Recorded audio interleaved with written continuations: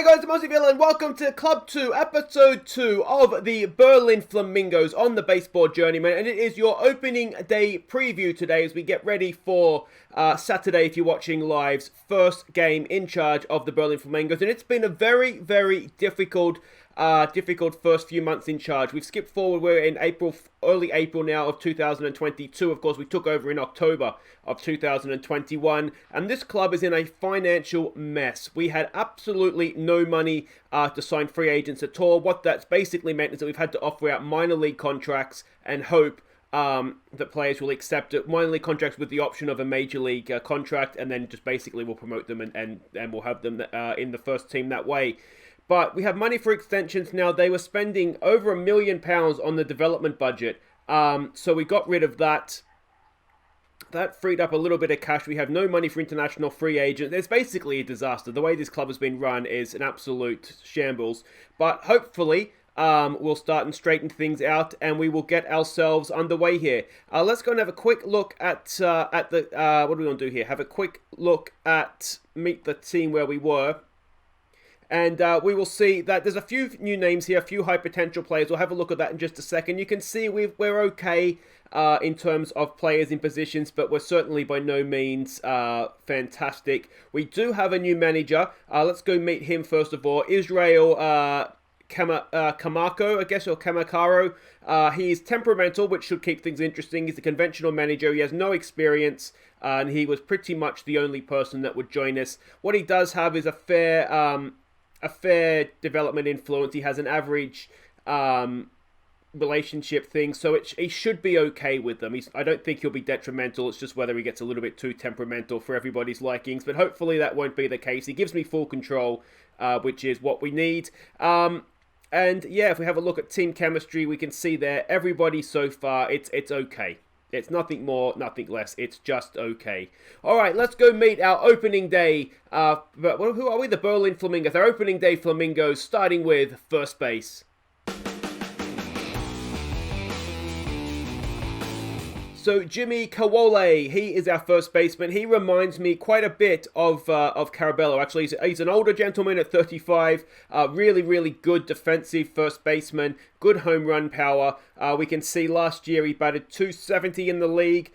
Hit one home run. I think he can do a little bit better than that, though. OSA ratings have him even better, I think, than the scout does. So I think, he's a Nigerian as well, which is exciting. Not many Nigerian baseballers running around. You can see he's very, very decorated. He has 2 golden gloves. He's been an all-star and a platinum stick winner in 2020, so 2 seasons ago, where he batted .337, 6 home runs. Hopefully we get sort of more of those numbers from him. But I'm excited for Jimmy. I think he's going to be a good player for us. Let's move on now to second base.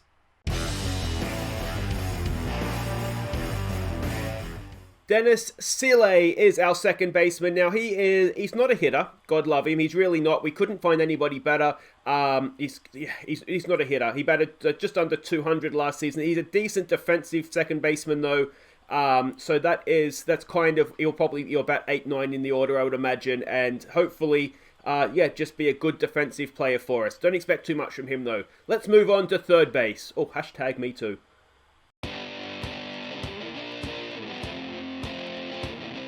And this is one of the new boys we traded to get Peter Friedendorfer, a really good German name as well. I'm hoping to get a lot of him. You can see potentially another big home run hitter for us. He has never played sort of in a professional league before.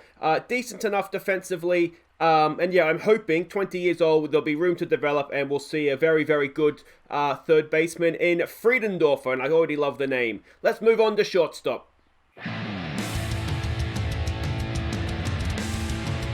So Nico Kinapin, a solid with the bat. He's decent enough defensively, better first baseman, ironically enough, but he's going to be playing shortstop for us. Last season batted .275. He's been around about that for the last 2 seasons. He's 22, so still young. Maybe a little bit of room to develop there. I'm hoping we'll have just a solid fielder, a solid hitter, and he'll just keep up these numbers for us for this coming season. Let's move in, or out, I should say, to the outfield and move into left field. So it's Daniel Aldrich playing left field for us. He is, again, a good defensive player, solid enough with the bat, hopefully. yeah, hopefully just keeps putting up similar numbers. Batted 284 last season. The season before that was 391. If we could get more of those numbers, that would be quite something, wouldn't it? But I'm hoping, again, just a good, solid option for us out there in left field. A nice, reliable player. And I'll be very, very happy.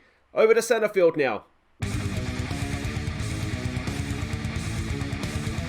So Kolja Rosek. Now, I'm not quite sure what to make of this guy. Hopefully, he's not going to let us down the field. He's an absolutely woeful fielder. But what he did do last year, batted 391, 26 stolen bases. You can see he's an absolute whippet around the bases. So if he can do that for us again, then we'll forgive the errors in the outfield. But yeah, I'm not quite sure what to make of him. The only reason I kept him basically is because of his numbers last season. If he can bat 391, he's batted over 389 and 391 the last two seasons. So I'm going to say that he's probably better than what the scouts say that he is. But yeah, I'm not too sure what we're going to get from him, but these numbers look hopeful. On to right field. Gabriel Tuva, a really, really hot prospect, this guy. Look at that, 3.5-star potential ratings. Last season batted 351 as an 18-year-old in the league. So let's hope that he can do more of that. He's a good, solid right fielder defensively. Potentially, he's an absolute star with the bat. So we're hoping, he's one of our foreign players as well, being Spanish. So we're really, really hoping old Gabby T gets the job done for us. All right, let's have a look at the catcher.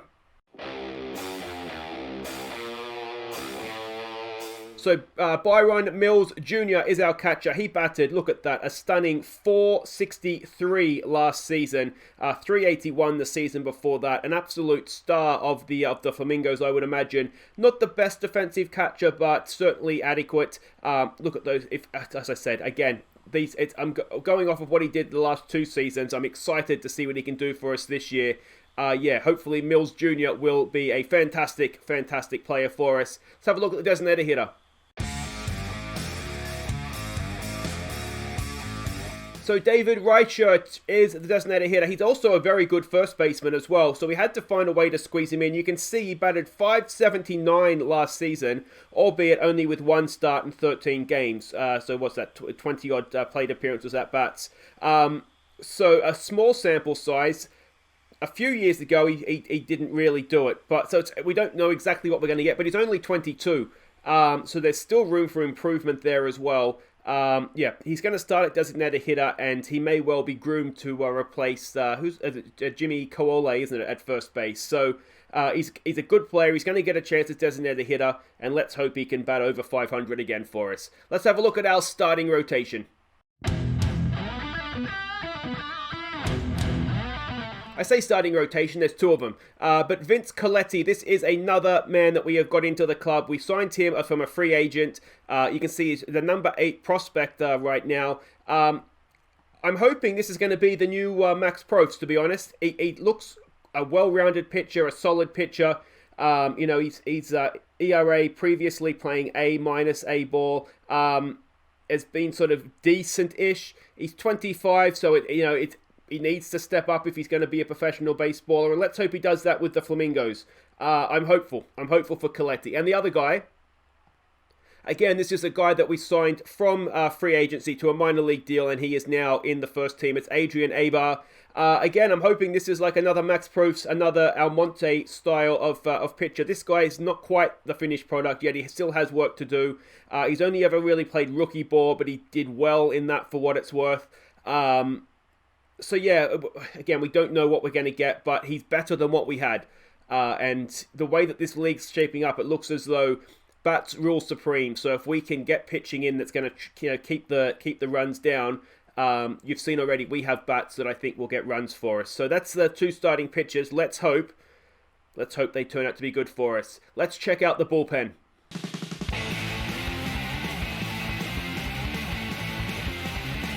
So another of the new boys, really, really happy this guy accepted a minor league contract with us. Obviously, there's no way of telling him in the game, like, don't worry, mate, you'll get your contract. But came in on as a free agent, and I mean, he's going to be our closer. Looks an absolute star. Look at the stuff and the movement and the control. Really, really happy. I think if we can get those, the first two guys, the two starters to get us deep into games, Tyler Carr is going to come out and close them out for us, isn't he? He looks brilliant. The next guy, Fabian Glatzer, he is going to sort of be the backup closer or sort of a high-use middle reliever.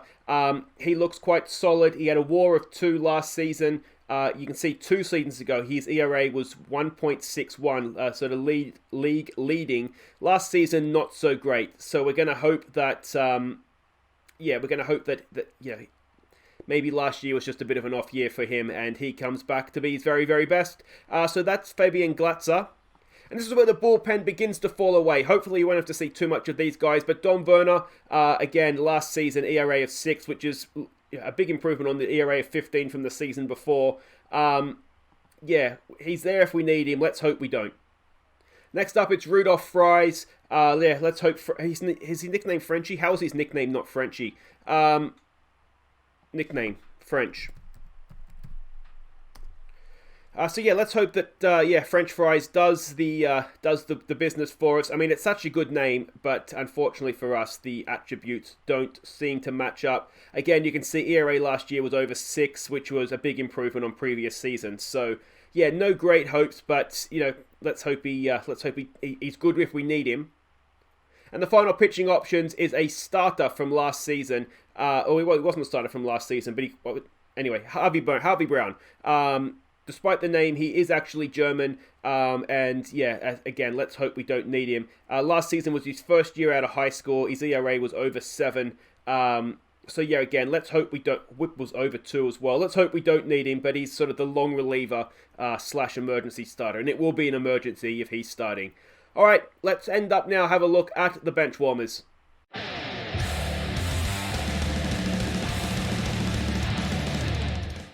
So start with the backup catcher, Robert Killen. He's decent, I'd say. He's a solid backup, I'd say, for the level that we're at. He probably will hit a little bit.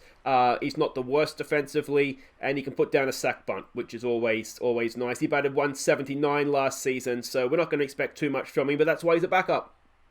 Next up, it's Tim Wagner, and this guy is, again, quite good. We have really, really good depth at first base. There's just nowhere, really, that we could squeeze him in. I do suspect we will see him play games this year. He could even play as a designated hitter, really, if what's his name, Reichek, or whatever his name is, doesn't work out. He batted 329 last year from 23 games, so, he's got the numbers behind him, and he's unlucky to be on the bench. Next up is, I'm assuming, a brother, Nick Wagner, and this guy is, he's solid. He's a solid bat. He's useful. He can play a number of positions. Batted 225 last season, 286 the season before that. He's almost a perfect bench player, isn't he? Because he can cover a number of positions. He looks like he'll do a solid, if not remarkable, job. I think he's a useful player. And the final man is a player we did trade for, Julian Prade. He's a decent option in the outfield. He looks like a decent bat as well. Averaged 214 last season playing for whoever that is. We traded for him, and we will see him. I have no doubt about that. It's just I couldn't really find a place for him in the starting lineup, which is good. Good problem to have. Let's have a look at a few other trades that we did do. We did trade in Kevin Van Mensel. Again, a solid outfield option. Just couldn't find place for him in the starting lineup. You can see he batted last year. Didn't play that often, but he's batted over 300 the last 3 years when he has played. So he's definitely a useful option as well. I got him in just in case Roshek, whose attributes don't look fantastic, just in case he doesn't show up for us. And also, Roshek is 36. This guy's 10 years younger, so he could have a future at the club. Another option we do have in the outfield is David Koch. He is very, very unlucky not to be in the starting lineup. Never mind the bench. Basically, he's only on a minor league contract, and somebody had to miss out. So unfortunately for him, it was Mr. Koch. So there we go. That is your opening day preview of the 2022 Berlin Flamingos. Let me know what you think in the comments. How we'll do, how we've done. I do think we've strengthened the pitching, and as I said, I think it's a league where the bats dominate. So if we can have pitchers that can keep the runs down, I think we have bats that can score runs. So let me know how you think we'll get on in the comments, and I will see you on Saturday at regularly scheduled time for our opening game of the season, and it is against Who is this? Bonn Capitals. And last season, I believe, they made the playoffs, didn't they? So it's going to be a tough opening game. But let's see how we get on. Look forward to seeing you then, guys. I've been Aussie Villain. Don't forget to hit like if you've enjoyed this, subscribe if you're new, and I'll see you next time. Take care.